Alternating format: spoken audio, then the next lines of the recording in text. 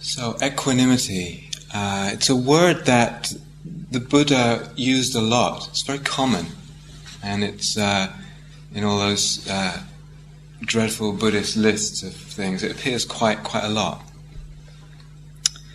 But in our common everyday usage, it's actually not very common. So it's not very typical that you're walking down the street and you meet your friend and you ask, how are you doing? And she says, I'm very equanimous today.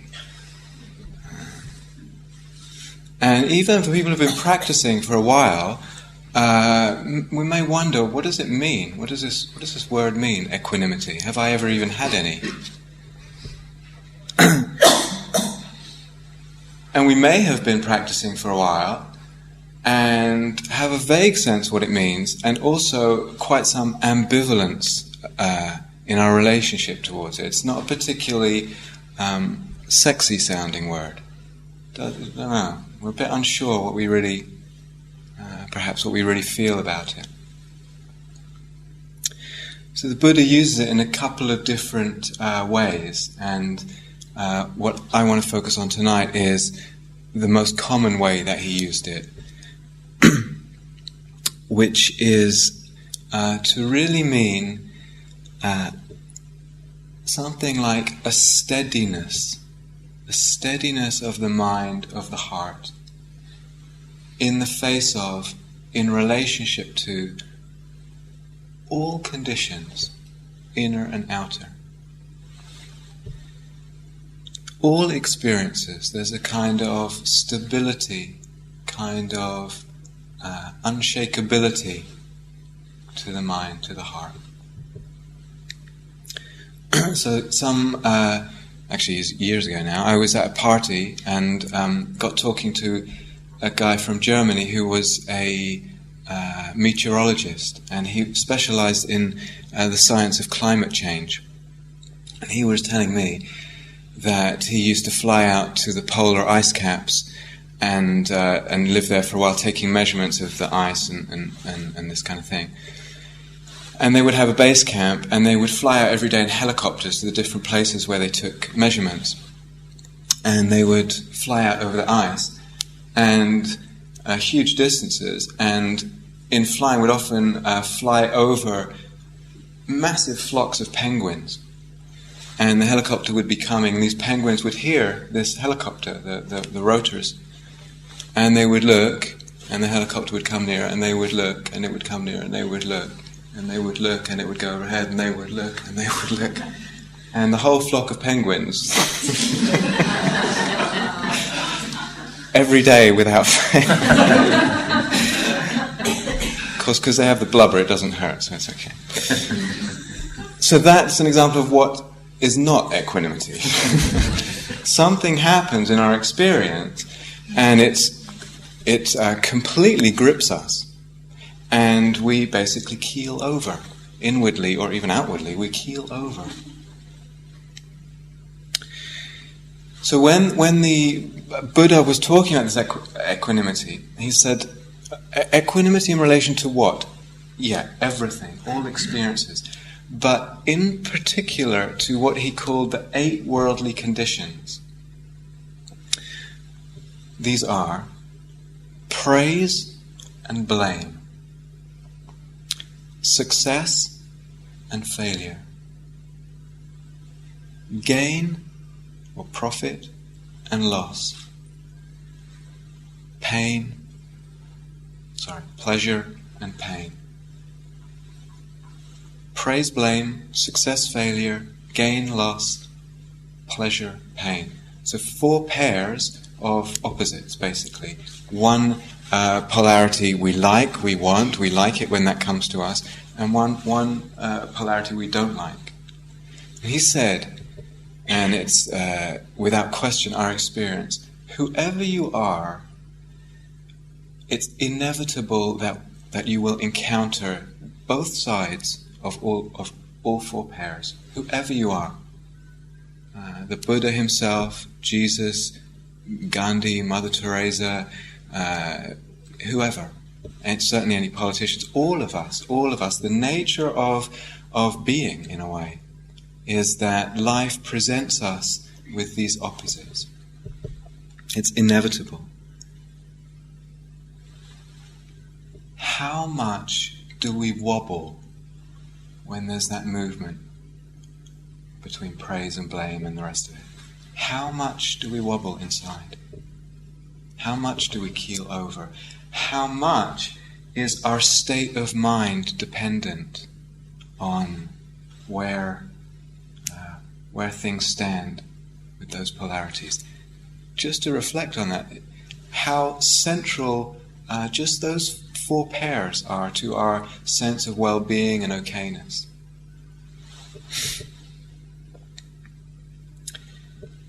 So it's very important to say also that when we hear about this equanimity, part of the reason that's almost like a bit unattractive to us is that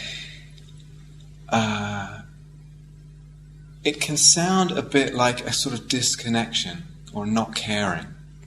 So there's something called the near enemy of equanimity, which is a quality that looks it looks like equanimity, but it's actually not. The near enemy is indifference. Sometimes we can mistake a state of indifference for true equanimity. The difference is that with equanimity, the heart is still open. Heart is still open. It's not a state of disconnection. We're not shut down. We're not cold, removed. Equanimity is not a dull state or a kind of greyness. Everything's just grey. The colours have gone out of life. So this is quite interesting. Sometimes also the reason we are not so attracted to the idea of equanimity is that we have come to feel and believe that our sense of sort of juice in life, of juiciness, is wrapped up in drama, in the drama of the self, the drama of getting or getting rid of some difficulty or this or that. And when that drama dies down a bit, we're a little bit unsure if what will remain, it will be a bit grey or a bit boring. It's hard to imagine that maybe equanimity, true equanimity, actually has a quality of juiciness in it. So it's something very alive, very alive. So steadiness with that quality of aliveness. Another word might be something like spaciousness. There's a sense of spaciousness in the being, in awareness around what is going on, whether it's fantastic and exciting or whatever, whether it's difficult. That the being, the awareness has a sense of space. There is a sense of spaciousness. So spaciousness and equanimity really go together. So equanimity basically is a state of mind. It's a state of mind, a state of steadiness of mind and heart, a state of spaciousness. Sometimes in life, often in life, we don't understand very well how states of mind come about. It can seem that we go through our day, go through our life, and states of mind sort of descend upon us out of the blue in a pretty random way. We're feeling okay and then we're just miserable or depressed, or some anger comes or upset or something, or just a sadness. It can seem all very random. Or it can seem as if our state of mind is completely event-based. Someone says, "You're fantastic," and we feel great. Someone says, "Actually, whatever, some problem or other with ourselves," and what happens? Well, there's a success or failure, whatever it is. A huge part of the Buddha's message was that our state of mind is not either random or solely event-based. That we can actually cultivate this quality of equanimity. We can really nourish it, nurture it, so that the path has at least one half of the path is very active in terms of cultivating these kind of qualities, these states of mind, these qualities like equanimity. Very much active. And the other part, we could say, is just about letting things be. Quite a passive sense of just presence, just allowing. Sometimes it's my experience that we're quite tentative about this active side of the path. We quite like the idea of maybe just relaxing and allowing. But when we start talking about cultivating qualities, it can bring up a certain uneasiness with us, and it's very understandable. Oftentimes we come to spiritual practice because of, in our lives, we feel the pain of striving, of ambition, of drivenness, of always trying to manipulate everything. And so we come and we hear the teachings of just letting it be, just letting it be, just sitting with it, just being with it. And it's a relief. But this part of cultivation is a huge part of the path.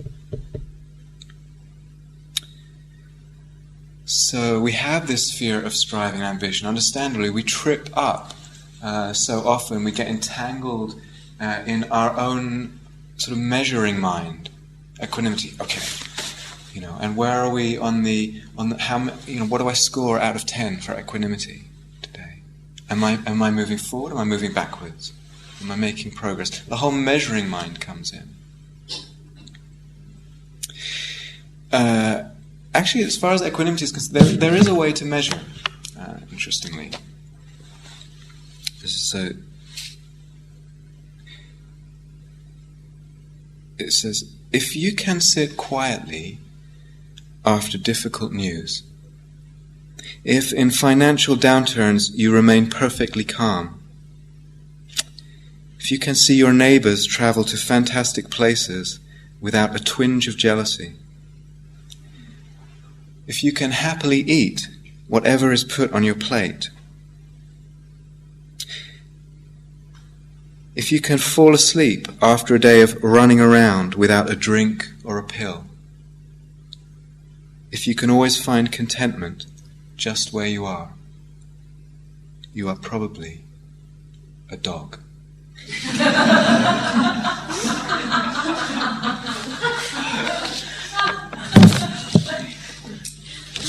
Someone told me that was a quote of the Buddha, but I haven't been able to find it in the text. So the point is, if we are going to cultivate and nurture qualities, can we actually hold that whole process very, very lightly, not tie ourselves up in the knots of the measuring mind and all this? We do need to cultivate qualities. We do need to look into what nurtures these qualities. But can we just hold it very lightly? Okay, so maybe equanimity is a good idea. Next question, how am I going to cultivate it? How am I going to nourish it? How am I going to nurture this quality? And there are actually many different avenues and pathways and ways that the quality of equanimity grows in us. First, in a way, the most simple is just what we've been doing today. The steadiness of being with the breath. Not to overlook the very first stages of the practice. We're sitting on the cushion or doing walking meditation, paying attention to the body sensations when walking. Something happens. Okay? Something's happened. We notice something happened, we just come back. And we just come back. And we just come back. That movement of not being so pulled or so caught up in the pull of what's going on, what seems so pressing, so calling, that very movement is the beginnings of that steadiness. You can see, can't you? I'm not going to get caught up in this and this and this. And it slowly comes to steadiness, slowly, gradually, and not linearly at all, but gradually in the being comes a steadiness. And of course this applies to our relationship with practice as well. So, if we're at home or even here and we get up in the morning and say, I don't know, I'm kind of tired today. Maybe I won't sit. Or, actually, I feel fantastic. I don't need to sit today. Or, I'm a little sad and I don't really, or whatever it is. Just the actual act of showing up. I'm going to sit every day. I'm going to practice every day. Just that is a statement of steadiness. Somehow, these small steps of steadiness, they sort of percolate down in the being. And that quality of equanimity almost finds its way into, if we can say, the bedrock of the being.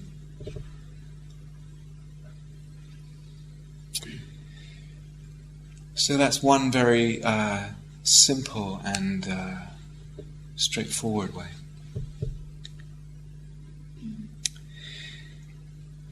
Probably, I don't know, but probably the most common way that is suggested that equanimity gets built is the contemplation of impermanence. So huge emphasis on this from the Buddha and in Dharma teachings. Contemplating impermanence. Seeing that things change, things are not dependable. All these 8 worldly conditions, all experiences, all conditions arise and pass, they come and go, they do not last.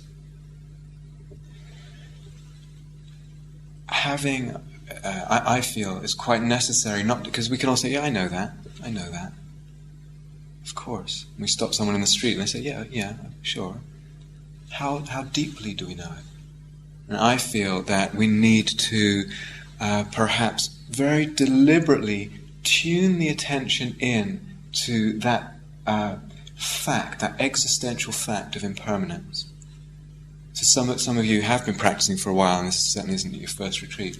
And when you've understood the basic sort of principles of mindfulness and presence, a possibility. All I'm interested in now for a period is impermanence. Just want to see change. Just want to see the rise and fall of things, the disappearing of things. So one goes through the day noticing. One goes through the sitting, the walking, noticing. Change. What was here this morning is no longer here. Everything. So to see it, in the teachings, there's a great emphasis on seeing it on a very microscopic, moment-to-moment level. I'm not necessarily sure that that's any more powerful in terms of transformation to see it on a microscopic level than it is to see it just on the everyday level. The small successes and failures in one day, the small gains and losses, the pleasure and the pain that come and go in a day. The Pali word, the language that the Buddha spoke, one of the languages the Buddha spoke, for impermanence, anicca, A-N-I-C-C-A. And another meaning, another translation of that word is uncertain. So it's impermanence and uncertainty. To tune into this aspect of life, it's incredibly uncertain where the next piece or moment of praise and blame is going to, when and where and how it's going to be. Praise and blame, success, failure. What will happen in the life of the body, the next accident, the next illness, when death comes. Conditions by their very nature are uncertain. To tune the mind in to this level, this uncertainty of things. So we can contemplate impermanence in a very moment-to-moment level with sort of very keen mindfulness, and this everyday level I'm talking about, very every day, just seeing the coming and going of these things that we get concerned with.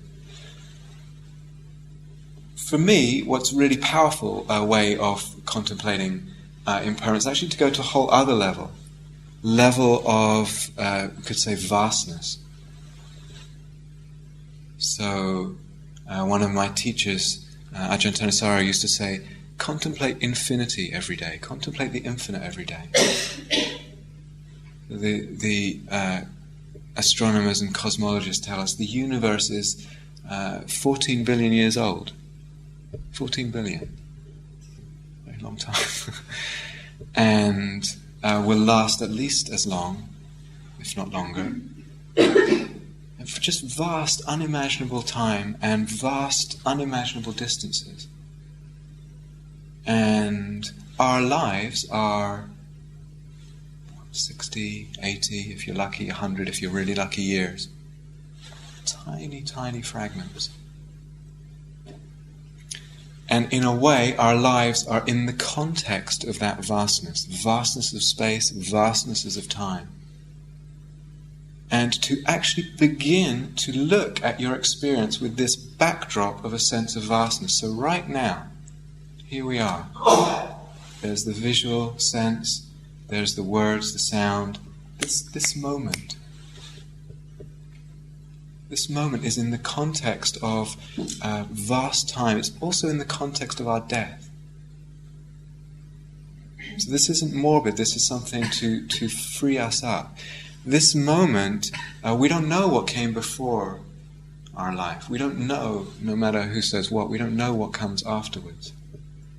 This right now, this sound, this sight, these body sensations, it's all in the context of the vast unknown of death. So in a way, can we contemplate the infinite every day? Can we contemplate death every day? Not morbid, maybe a little scary at first, but actually moving towards equanimity, moving towards freedom.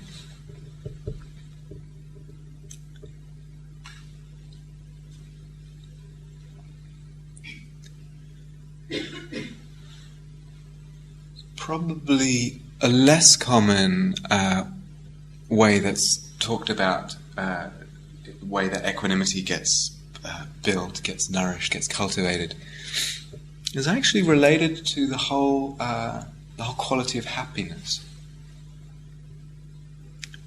So if we reflect a little, I think we can see that we are so wobbly with all these things, with all these conditions, often because we don't yet have a reservoir of happiness inside that's not dependent on outer conditions. We don't really have a trustworthy source of happiness that's not dependent on outer conditions. When we have that, or as we develop that, let's put it that way, as we develop that, our equanimity becomes more unshakable. We become less wobbly. And this again is something the Buddha put huge emphasis on in his teaching, huge emphasis. So then the question again, well, how are we going to cultivate that kind of thing? Is that possible? And the Buddha, of course, addresses this. Developing this quality of metta that we'll talk about, and we'll introduce it as a meditation tomorrow. Developing kindness, loving kindness, metta, as a quality of the heart. Really putting a lot of time, energy, effort into cultivating a heart of loving kindness. Then that's there in the heart. It's a quality that's a frequent guest in the heart. That makes a huge difference, because kindness is a quality that brings happiness. It brings happiness. A heart of metta is a happy heart. And that quality, our inner kindness, is not something that the world can take away. No one can say anything or do anything that will take it away from us. We take that quality with us to our deathbed. And if you believe in future lives and all that, we take it beyond. It's there. It's a jewel in the heart for us, and our own true possession. And then, to borrow a phrase from Jesus, a pearl of great price. So kindness, compassion, service, this movement outwards. For some people, this can be quite significant in the cultivation of equanimity. For some people. Sometimes we're so caught up in my problems, understandably. My problems, my situation, my difficulties. And then we engage in some service, some movement of compassion, and sometimes, for some people, the sense of my problems just decreases. And even the sense of isolation in my problems decreases. Can happen. A person sometimes says, well, where did they go? It can be very healing. These qualities, loving kindness, compassion, extremely healing. Have that in the heart. So we heal ourselves as much by giving attention to ourselves and what's difficult in ourselves, as much as by developing what is lovely, as much as putting the attention outwards in a beautiful way and caring for others.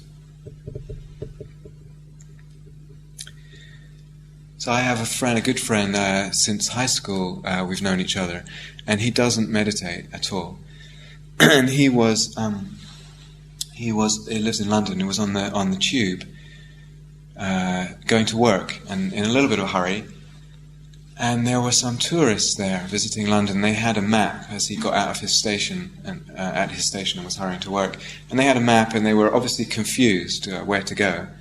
And so he just took 2 minutes or whatever it was, and just stood with them and with the map and just explained it's here. You know, smallest gesture.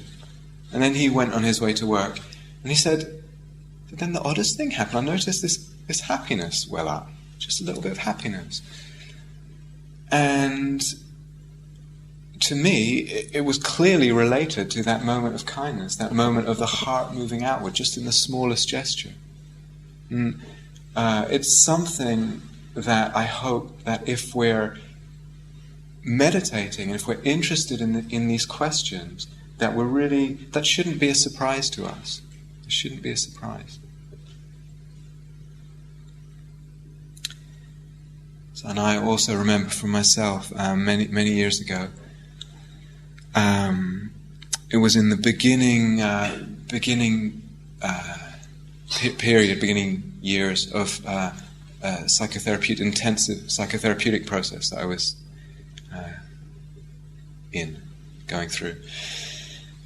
And was really laboring under an illusion at that point, without actually realizing it.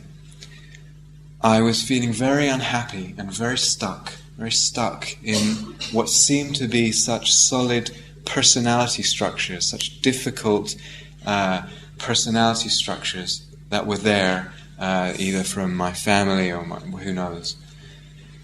And they were just there and stuck, and I believed that I needed to dissolve them, get rid of them, explode them, change them, whatever, in order to be happy, in order to grow and move on. I wasn't even completely conscious that I was making that connection between I need to get rid of this in order to be happy, but it was there very strongly under the surface. I cannot be happy until I've got rid of this, until I've dissolved this personality structures actually. And I was really at times with this extremely unhappy, and a real sense of pain and stuckness with it, very painful. And one day when the pain was particularly strong, I got up in the morning and had a day off, and I decided I'm just going to do metta all day. I'm just going to do this practice of loving kindness. And so I sat and I meditated and I did loving kindness. Then I had errands to run and things to people to see and things to buy. And I went through my day and just doing metta. Went into the store to buy my groceries or whatever. Metta to the shopkeeper. Just metta to myself, to everyone I could think of, everyone I came across. And throughout the day I clung tenaciously, like a drowning man to a piece of wood in a stormy sea. I clung to the practice of metta, over and over with the phrases, and went and sat in the park and just did metta. After about 3 or 4 hours of this, something shifted, and slowly, gradually came a happiness, really quite a strong happiness. I mean, I really had to, cling to it, but slowly came this happiness. And then a really strong and profound happiness. And it made such a strong impression on me. To this day, I won't forget it. it was so clear. Happiness is dependent on what qualities are in the mind and heart at the time. If there are lovely, beautiful qualities, that's where the happiness is. If they're not there, no happiness. Nothing had changed in terms of getting rid of these personality structures or so-called whatever solidity of that. All that had changed was a cultivation, a state of mind had changed, and then the happiness was there. And it was so black and white that made the insight so clear, because the suffering was so strong and the happiness was so strong. And to this day, that remains unshakably clear to me. That understanding, where does the happiness come from? Where do we get this source of happiness inside that's not so dependent on who's saying what or what's happening to us from outside? So this aspect, wisdom about what it is that leads to happiness, that's a huge aspect of wisdom. And what doesn't necessarily have to lead to suffering. Someone praises or blames, someone blames us. There's a failure, a loss, pain even, does not have to lead to suffering.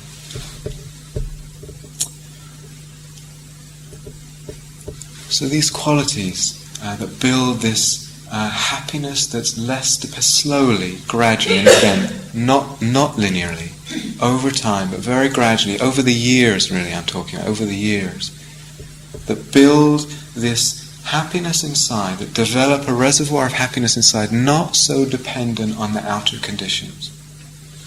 Loving kindness, compassion, service. Another quality, mudita. Mudita, another Pali word, M-U-D-I-T-A. Mudita. I'm going to translate it as spiritual joy.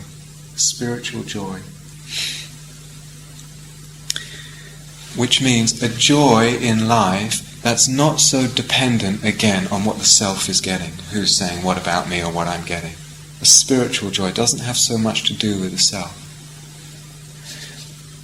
So one aspect of spiritual joy, we could say, is wonder. Wonder, that quality of just a human being wondering, marveling, a human being in awe at life, at existence, at the universe. Krishnamurti, some of you will know him, a very well-known Indian teacher. I think he died 10 or 15 years ago. He said something very I find it very powerful. Sometimes he had a way of putting things that were quite harsh, but he had a saying, and it said, "We come to the infinite well of life with a thimble, and so we go away thirsty." We come to the infinite well of life with a thimble, and so we go away thirsty.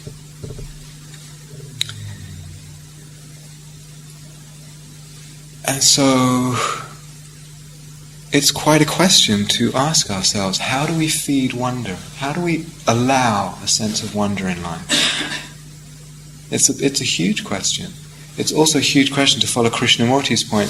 Why is it that we come with a thimble? Why is it that, in a way, we don't ask so much for ourselves from life? To me, that's actually a very deep question, because it's so common. We very much limit what we ask from life. How does wonder get fed? How does it get squashed? One way that it gets squashed is too much concern with the self, too much concern with building up the self, self-inflating, self-importance, self-aggrandizement, or self-obsession, even in the best possible motivations. So my process, my spiritual process, my therapeutic process, I'm not saying it always does, but sometimes does become just another manifestation of self-obsession. When there's too much self-concern, too much self-obsession, the receptivity of the being gets shrunk. Me and my concerns and my process and my status and all of that, too much of that, and our receptivity, our very awareness gets shrunk, and the wonder goes with it.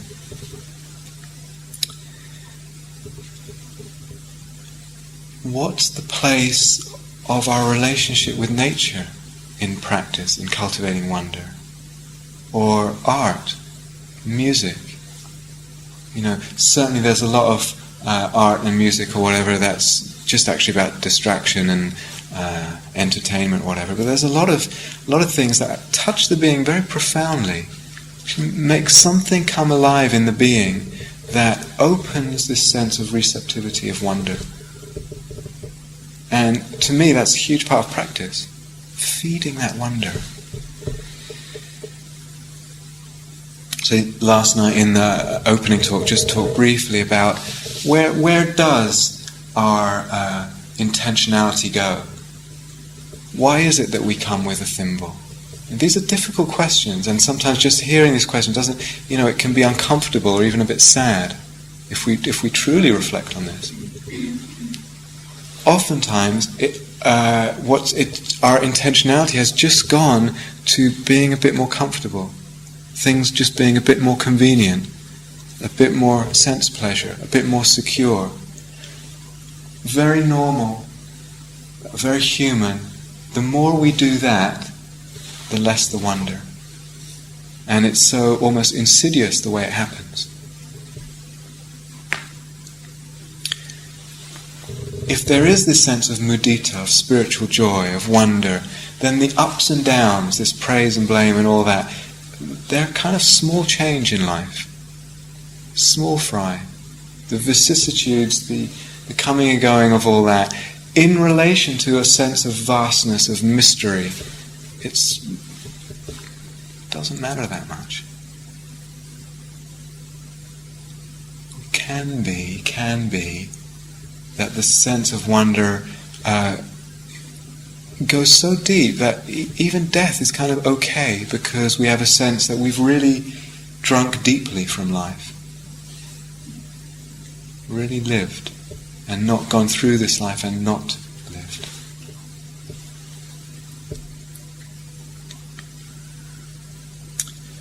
So, just the basic practice of showing up on the cushion for the walking meditation.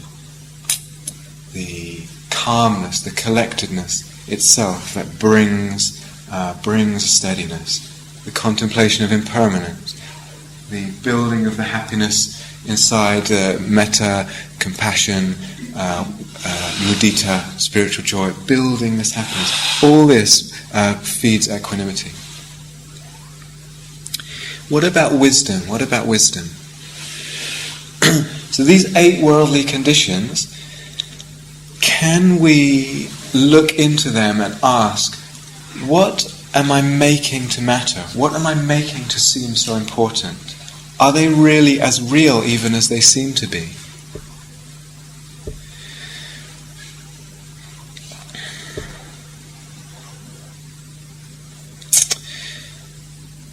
Sometimes things seem very important to us, and a little time goes by and they don't seem important at all. But to really notice that. It may be a matter of days or months or years even. So if I think back on my life, how important it was to me when I was much younger, playing football. And I played football all the time, and I was in teams and this and that, and my happiness was so dependent on how well I played, or not, if I didn't play well or scored a goal or whatever it was. It seems, where's it gone? A little while later, I went to one of these very academic institutions and sort of grinding people through, and all the emphasis there was on how well one did academically. And then the sense of happiness gets attached to that kind of performance. And then that goes, a few years later that didn't matter at all. If it really mattered, it would matter, full stop. So to track this coming and going of what's so important, or what's so exciting, or fearful, something's coming up and it's going to be fantastic, just notice, okay, I'm feeling that excitement, track it through. Does it remain as fantastic as it was going to be? Dalai Lama says, don't get excited about anything. Don't get excited about it. Or with fear, something's going to be terrible. Oh my God, this thing coming up, Just see, okay, this is the fear. How is it? Was it really as bad? usually things are not as bad as we think they're going to be, and also not as good as we think they're going to be.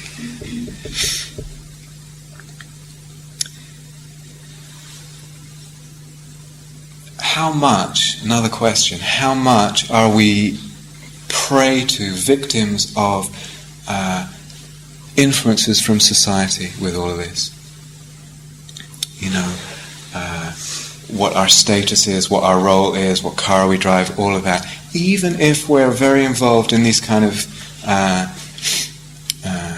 scenes, Dharma scene, etc.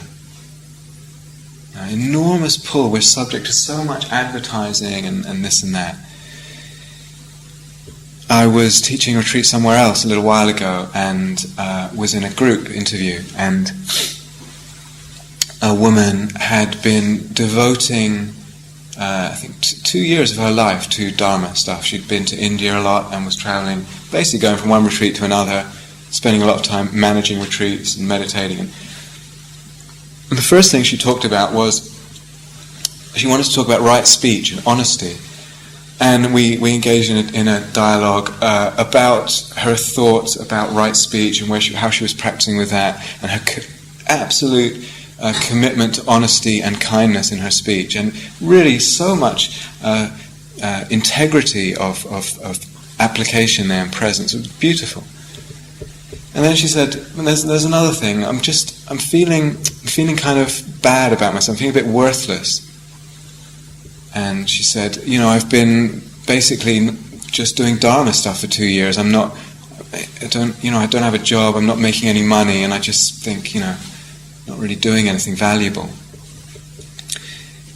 And I just had to remind her, look what she just said, that how rare that level of commitment to beautiful speech, and how that compared with having some status of some job or making money, how we value it just based on the societal influences. Don't underestimate the power of this, the power of what we're subject to in this culture, and it's a worldwide thing now. I don't know if just sitting on the cushion alone is enough to cut it. I think we need each other, we need Sangha, we need like-minded people to really, when we're struggling under the weight of something that seems so important, to ask someone we trust, a friend, a good friend, teacher, someone, whoever, what am I not seeing here? Show me what I'm not seeing. Like this woman, she just was not seeing how she had just completely devalued something and valued something else.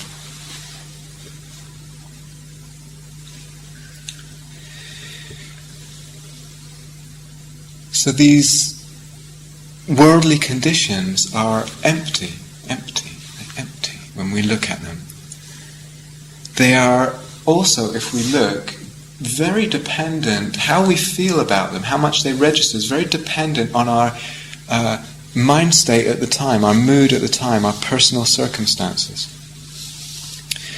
So, really stupid example, but you've just bought a new what's a good car? Jaguar, Ferrari, whatever it is, and you're driving it home, and you get in a car crash, and you're really annoyed. What happens if that same day you'd also, it's a stupid example, if you'd also just proposed or been proposed to by the man, woman of your dreams, and they'd said yes, and you're just, this fantastic thing has just happened, and here you are driving your new car, and then you have a crash. Different impact. Stupid example, I know.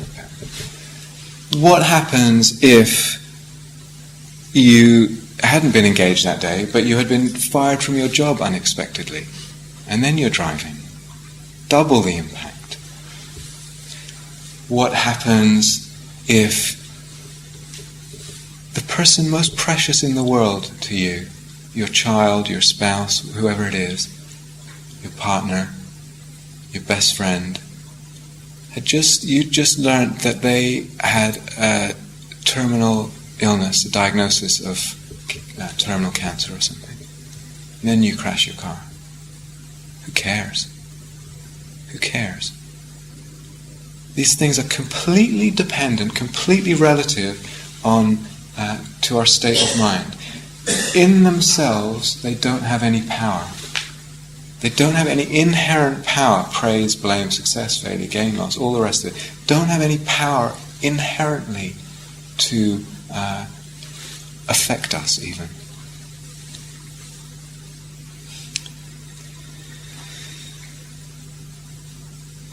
So could say, it's empty. Okay, but what about pain and pleasure? What about pain and pleasure?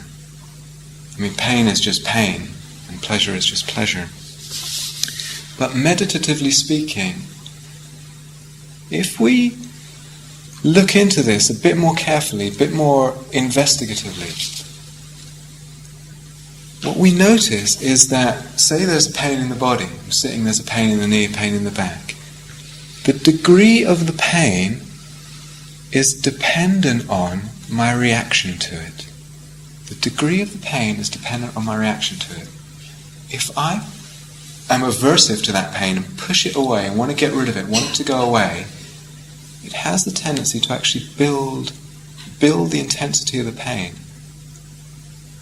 Pain and pleasure are intuitive. It's quite remarkable.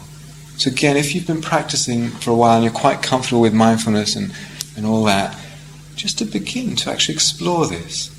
How is pain and pleasure dependent on the reaction? Dependent on the response to it? Very counterintuitive. Some very profound wisdom to be discovered there. Am I making things? Am I making things with my reaction? Am I making things?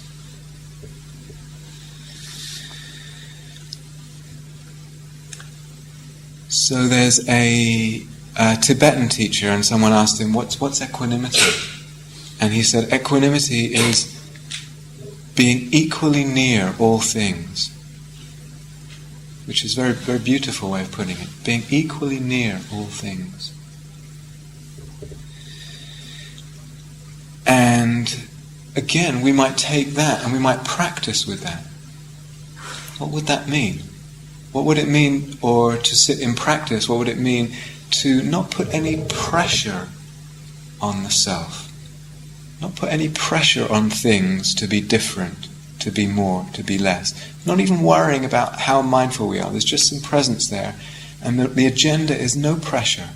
No pressure on self to be more, better, different, less. No pressure on the world, no pressure on things, inner or outer. No pressure. What happens? So equally near all things, very beautiful this definition. At one level, very beautiful. But to be equally near all things means that I'm not pushing away what I don't like, what's difficult and unpleasant, and I'm not pulling towards me what's pleasant. The push and the pull have died down. Have died down through mindfulness or deliberately letting them die down. Something very remarkable can be seen here. As the push and the pull, as the reactivity to experience dies down, our perceptions actually begin to change. Our perceptions of what is happening begin to change. The push and the pull of our push and pull to experience influences perception. Sometimes what can happen is when the push and pull dies down, experience itself begins to fade. Pain, pleasure, it all begins to fade and just kind of become either fade completely or just become very sparse. There's almost nothing happening, just a little flickering of experience in a space of awareness. Can do. And there's there's really nothing happening. There are no objects even, per se. When there's no push-pull, when the push-pull has become very quiet, no objects, no problem. No objects, no problem.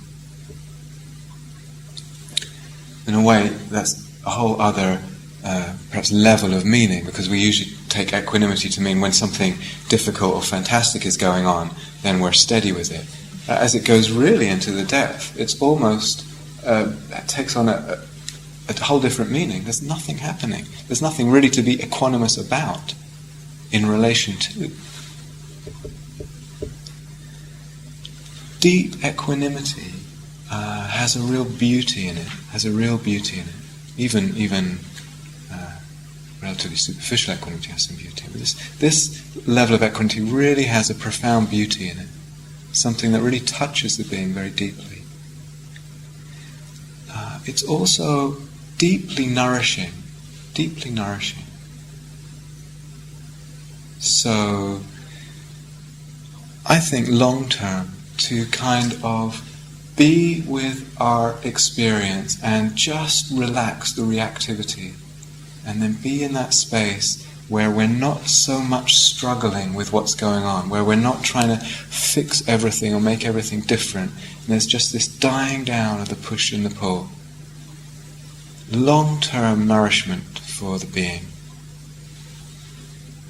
And it has love in it. That dying down of the push and pull is automatically, naturally, organically imbued with a sense of love, non-separation. So not at all, especially on the first night of a retreat when you hear something like that, not at all to set up